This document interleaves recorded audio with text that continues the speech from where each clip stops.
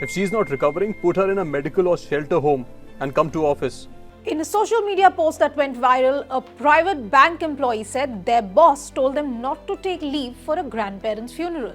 Another said they were denied work from home even when their own father died. Thousands of responses poured in with similar stories of bad bosses denying leave for family medical emergencies. And that raises the question, do you actually have legal rights regarding leave policy in India?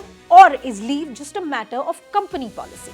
Let's break down what Indian law really says about employee leaves and where it falls short. Under Indian labour laws, not all leave is equal. Some types of leave are statutory, meaning they are guaranteed by law. These include earned leave, medical leave and maternity leave. For example, the new labour codes mandate 1 day of earned leave for every 20 days worked. Medical leave and maternity leave are also protected, especially maternity leave, which the Supreme Court has called a human right. If your employer denies these statutory leaves, you can take legal action.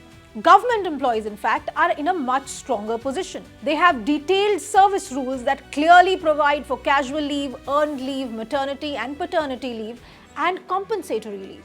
If a government employee is denied statutory leave, they can approach courts, even file a writ petition in a high court. Private sector employees are usually governed by their employment contract and company policy, and that makes a huge difference. Here's the hard truth. There is no law in India that guarantees leave for family emergency, illness of a close relative, or bereavement. What many people call compassionate leave is completely discretionary and casual leave. If your employer offers it, great.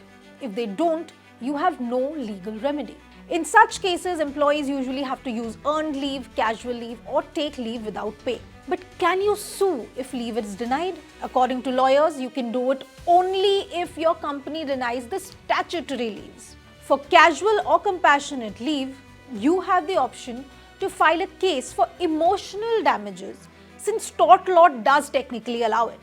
But courts generally don't accept emotional distress alone as legal suffering. So the reality is this: only statutory leave is enforceable, compassionate leave is not a legal right, and private sector employees depend heavily on employer discretion.